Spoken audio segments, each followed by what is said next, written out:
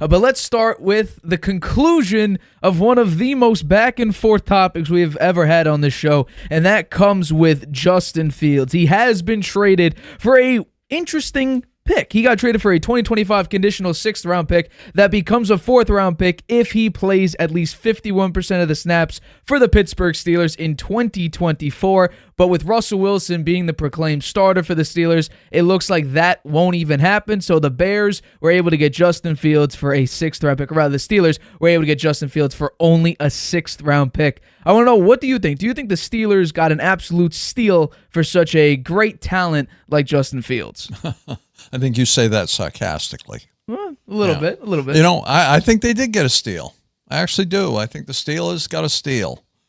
And I was a little it was a little weird the way the draft pick went. And generally, somebody who plays well, or when you traded him to the Steelers, you would think it would be a 4th-round pick if he plays 51%, and if he doesn't, then it's a 6th-round pick. Just a 6th-round It's just pick. Backwards.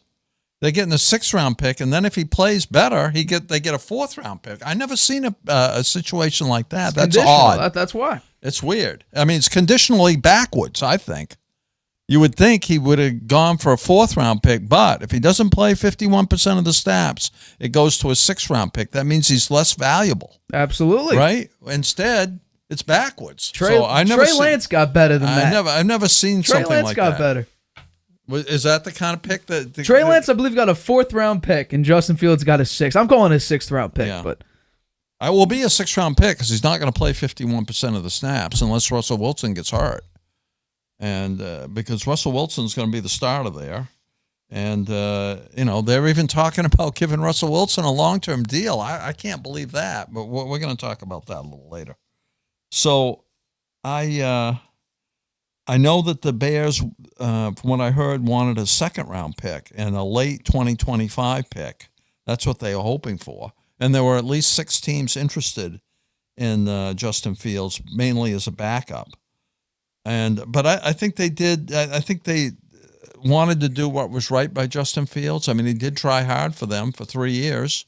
Didn't always have the best offensive weapons to play with. And I think they did do right by him, right? He doesn't have to go through training camp with Caleb Williams there throwing the ball around and making it look like there's a competition for the quarterback position. And he goes to a team that has an older quarterback, so maybe he does get a chance to play if Russell Wilson doesn't play well and doesn't get a longer-term deal. So I think that was a fair way to go. They parted on good terms. That's a good thing. They could have waited. If they'd waited, maybe another team's quarterback gets hurt in training camp or something, and they give Fields a chance to start. But that's not the way it went down. And I do think it would have been tough for Caleb Williams and Justin Fields if they were both in training camp together. They avoid an awkward situation, and I do understand that a lot of the players were supportive of Justin Fields and were hoping that he would be back. So they avoided a locker room controversy too. So I think it was the Bears handled it right. They just didn't get much. And the Steelers, I think they did get a little bit of a steal. Well, it remains to be seen. I mean, Justin Fields has had some he's had some good games out there, and Caleb Williams is going to walk in there with a lot more talent than Justin Fields ever had, right? He's going to have Keenan Allen as a wide receiver. DJ Moore was there for 1 year with Justin Fields and played well. They brought in DeAndre Swift. They have Gerald Everett at tight end, and they brought in 2 new linemen, two new offensive linemen too. So, maybe there'll be a little more protection for the quarterback. So I think Caleb Williams has dealt a lot better hand than Justin Fields got when he first started with the Bears. So we'll see. That is true. And that's kind of indisputable at this point that Caleb Williams maybe has a better start than Justin Fields has in any 3 of his seasons. So Caleb Williams might be in a situation where, you know what, he has a higher chance to succeed right out of the gate than Justin Fields had. But I want to, take a minute or two here just to say my piece, because I was on this before anybody else would. Adam Schefter went on a ESPN or Chicago radio show, I believe, and said that he thought Justin Fields might get a 1st-round pick. What? That didn't make sense from the get-go. A 10-28 record is what I think it's like 60-something total turnovers over the course of his entire career. The number that I keep bringing up, last year in the fourth quarter, he was dead last in basically every stat that matters: completion percentage, passing yards. He had the most turnovers in the fourth quarter, as well as the lowest passer rating in the fourth quarter. So the fact that you can get a first-round pick out of a guy that doesn't perform very well, that creates self-inflicting wounds, to me, that never made any sense. The second-round pick was interesting because I feel like in order to get a second-round pick, the team would need to be extremely desperate in order to get Justin Fields. So I said a third. And I got a lot of blowback from that saying, well, the unfair situation the Bears put him in, so much talent, went on and on and on, and how bad that take was. Well, if you look at it now, you're right. That was a horrible take. I was too generous on what teams were expecting of Justin Fields because he ended up, I'm not even calling it a fourth-round pick potentially. For me, just based on the situation, unless Russell Wilson throws 10 interceptions with no touchdowns in the first 3 games, Russell Wilson will be the starter for at least more than 50% of the snaps. So essentially, the Steelers got Justin Fields for a 6th-round pick. Not looking great. Really not looking great for the people that thought he was a second-round pick or even a first-round pick or thought the Bears would keep him. Now, it actually looked like that up until basically the 11th hour before they had to make a decision, and teams were filling in their backup role spots, and other teams were citing potential starters like the Vikings and the Raiders were with Sam Darnold and Gardner Minshew, respectively. Justin Fields is kind of left on the back burner. And lo and behold, the Steelers, when they traded away Kenny Pickett, it was weird because they said that they were trying to build up Kenny Pickett to potentially be the next future quarterback of the Steelers. Lo and behold, they traded him to the Eagles, so Russell Wilson was the only quarterback on the Pittsburgh Steelers roster up until I believe this was Saturday they made the trade. Now Justin Fields will be the backup. 6th-round pick. I think based on his athletic ability, based on the potential that it might be, that he might turn into a good quarterback, especially with Arthur Smith as his OC, who runs a nice run-style offense, or at least he tried to in Atlanta, I think Justin Fields can grow. But did I ever think for a second he was a first-round pick worthy in trade value? No. Second round? No. From the get-go, I said third, and apparently I was too generous because he was basically worth a 6th-round pick. That's Mac Jones. And I'm surprised Trey Lance got better than Justin Fields and all these other quarterbacks that got traded in that same draft class. But it's fascinating that draft class was actually arguably one of the worst quarterback draft classes we've ever seen in a very, very long time. Only one quarterback is still on the team that drafted him, and that's Trevor Lawrence, who regressed last season. So that's shocking.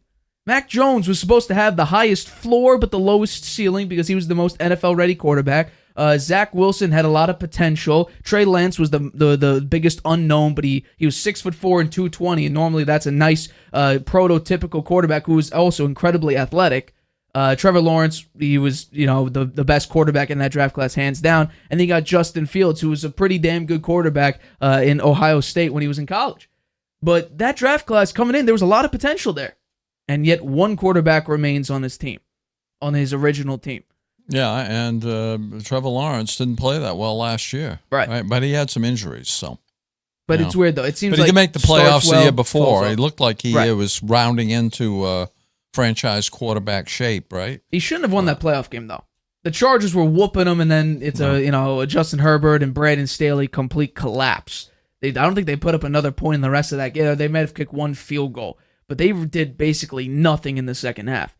But this is interesting because the fit, and you actually, we've talked about before because Albert Breer about a month ago said that the Steelers would be the best fit for Justin Fields, and we talked about it. And then the last time we did the show, so on Friday, you said Justin Fields to the Steelers. It was one of your 3 teams that you said would be a good fit for it. Yeah, I think I said I thought the Steelers would be the one too. Right, yeah. And that just made the most sense based on the circumstances that it came through, where it was Russell Wilson and then nobody is their backup. Yeah.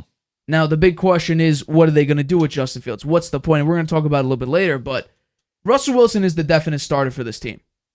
Now you have Justin Fields. Are you expecting Russ not to be there long-term, and then Justin Fields comes through the ranks up until your starter? Or is it going to be maybe a Mac Jones route where you let him learn under Mike Tomlin, let him learn under a veteran quarterback? In this case, though, Mac Jones is the same draft class, so it's not exactly the same. But then you're using him as a growth piece to then trade off of him or trade him away a little bit later. I think that honestly is closer to the realistic outcome than it is Justin Fields becomes your starter in, let's say, 3 years from now. You think he's going to be traded away? I think Justin Fields will not be the official starter for the Steelers in 2 years' time.